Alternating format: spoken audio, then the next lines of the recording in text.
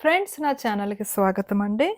నేను ఈరోజు మీకు చందమామ కథల్లో 1957 సెప్టెంబర్ మాసంలో వచ్చినటువంటి బేతాళ కథ చదివి వినిపిస్తున్నానండి. ఈ కథ పేరు అశరీరవాణి హెచ్చరిక. విసుగు చెందని విక్రమార్కుడు చెట్టు వద్దకు తిరిగి వెళ్లి శవాన్ని దించి భుజం మీద వేసుకొని ఇంకొకసారి శ్మశానం కేసి బయలుదేరాడు. అప్పుడు శవంలోని బేతాళుడు బిగ్గరగా నవ్వి, రాజా, నీవు ఇంత ప్రయాస పడుతున్నప్పటికీ జరగబోయేదాన్ని మార్చే శక్తి నీకు కొంచెమైనా లేదు. ఈ సంగతి గ్రహించలేక పూర్వం కొణాళుడు అనే యువకుడు ప్రాణాన్ని సైతం పోగొట్టుకున్నాడు. అతని కథ చెబుతాను విను అంటూ ఈ విధంగా చెప్పసాగాడు. పూర్వం ఒక గ్రామంలో కొణాళుడు అనే ఒక యువకుడుండేవాడు. వాడు ఎంతో భూతదయ గలవాడు. ఎప్పుడూ ఆనందంగా ఉండేవాడు. వాడు రాజనగరకు వెళ్ళి ఏదైనా ఉద్యోగం చేసుకుందామనే ఉద్దేశంతో ఒకనాడు ఇంటి నుంచి బయలుదేరాడు. కుణాళుడు తన ఇంటి నుంచి పడమరగా కొంత దూరం వెళితే ఒక అడవి వస్తుంది. ఆ అడవి దాటితే పచ్చిక బీళ్లు వస్తాయి. అవి దాటితే ఒక కొండ వస్తుంది. ఆ కొండకు పడమరగా రాచనగరున్నది. కుణాళుడు అడవి చేరేసరికి మిట్ట మధ్యాహ్నం అయ్యింది. అడవిలో నీడగా చల్లగా ఉంటుంది. ఎండవేడి తగ్గేదాకా ఆడుతూ పాడుతూ అడవిలోనే నడిచే ఉద్దేశంతో కుణాళుడు అడవిలోకి ప్రవేశించబోయాడు. సరిగా ఆ సమయానికి ఒక గంభీరమైన కంఠం, "కొణాలా, అడవిలో ప్రవేశించవద్దు, హత్య చెయ్యగలవు" అని హెచ్చరించింది. ఆ శబ్దం ఎటు నుంచి వచ్చిందో, ఎంత దూరం నుంచి వచ్చిందో వాడు తెలుసుకోలేకపోయాడు. మొదట తనతో ఎవరో పరాచకాలాడుతున్నారనుకుని చెట్ల వెనక చూశాడు. ఎక్కడా ఎవరూ కనిపించలేదు. ముందుకు పోదామనే ఉత్సాహంలో కుణాళుడు ఈ హెచ్చరికను పాటించలేదు. వాడు అడవి ప్రవేశించి చెట్ల నీడను నడవసాగాడు. ఎంతో మెత్తని స్వభావం కలవాడు గనక ఇంకొకరిని చంపవలసి వస్తుందేమోనని వాడు చాలా బాధపడ్డాడు. కానీ అడవిలో ఎవరూ తగలలేదు. ఏమీ జరగకుండానే వాడు అడవి అవతల వైపు చేరాడు. ఇంకా ఎండ జాస్తిగానే ఉంది. నిష్కారణంగా భయపడినందుకు తనలో తాను నవ్వుకుని కుణాళుడు అడవి చివర చెట్ల నీడను కాసేపు నిద్రపోయి ఎండ మీద పడగానే లేచాడు. బీడు దాటి కొండ ఎక్కి దిగవలసి ఉంది. అందుచేత వాడు అడవి నుంచి ముందుకు కదిలాడు.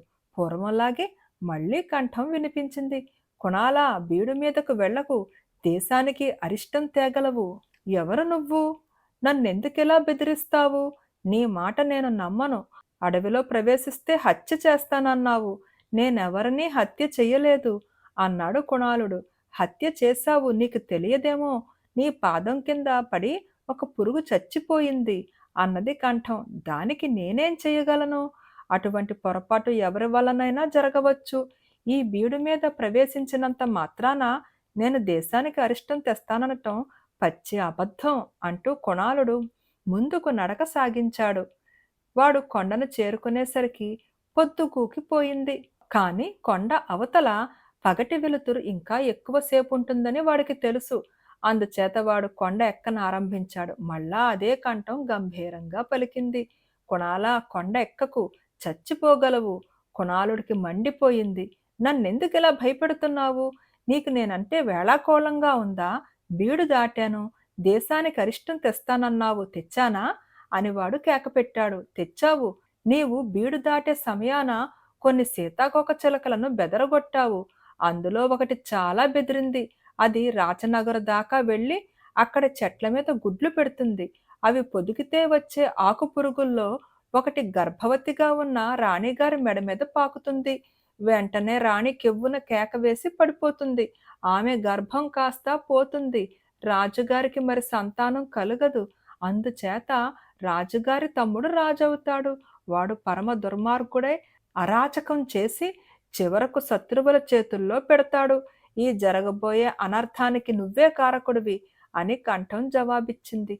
"ప్రతి సంఘటనకు ఏదో ఒక ఫలితం ఉండకుండా ఉంటుందా? ఎప్పుడో జరగబోయే దానికి నేను బాధ్యుణ్ణని ఒప్పుకోను" అంటూ కుణాళుడు కొండ ఎక్కసాగాడు. అతను కొండ శిఖరం చేరేసరికి పడమట ఇంకా అస్తమయ కాంతి ఉన్నది. కుణాళుడు విజయ గర్వంతో, "ఇప్పుడేం చెబుతావు? కొండ ఎక్కాను, కానీ ఇంకా బతికే ఉన్నాను. నీ మాటలన్నీ అబద్ధాలు" అన్నాడు నవ్వుతూ. "పిచ్చివాడా, నీతో అబద్ధం చెప్పవలసిన అవసరం నాకు లేదు. కొండ ఎక్కినవాడు దిగాలి కదా. ప్రాణాలుండగా నువ్వు ఇంకెవరినీ చూడబోవు. నిన్నెవరూ ప్రాణాలతో చూడబోరు అన్నది కంఠం. కుణాళుడు ఈసారి బెదిరిపోయాడు.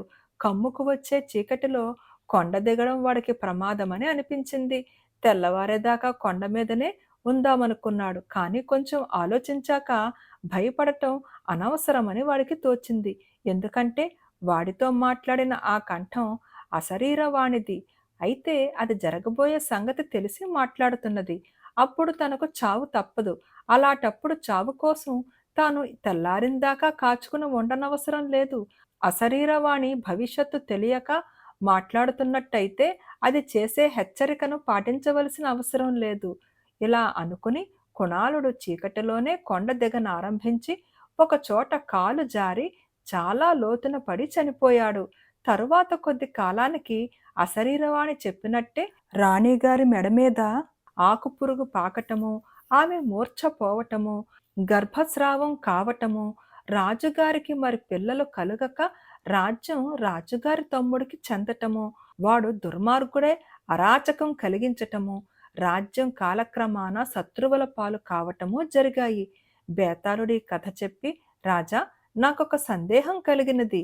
అశరీరవాణి చేసిన హెచ్చరికలు పాటించకపోవటంలో కుణాళుడు తప్పు చేశాడా, లేదా అతనికి హత్య చేసిన పాపము, రాజ్యానికి విపత్తు కలిగించిన పాపము, ఆత్మహత్య చేసుకున్న పాపము అంటుతాయా అంటవా? ఈ ప్రశ్నలకు సమాధానం తెలిసి కూడా చెప్పకపోయావో నీ తల పగిలిపోతుంది అన్నాడు.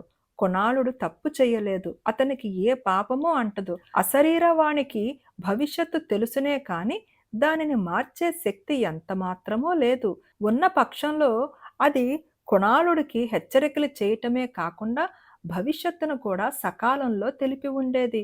తాను అడవిలో ప్రవేశించినందువల్ల ఒక చిన్న పురుగు చచ్చిపోతుందని ముందుగా తెలిసిన కుణాళుడు వెనక్కి తిరిగిపోయి ఉండేవాడే. కాని కుణాళుడు అడవిలో ప్రవేశించకుండా, బీడు దాటకుండా, కొండ ఎక్కకుండా చేసే శక్తి అశరీరవానికి లేనట్టు స్పష్టమవుతున్నది.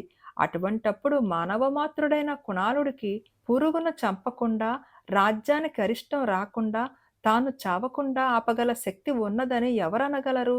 అశరీరవాణిలాగా అతనికి భవిష్యత్తు కూడా తెలియదే.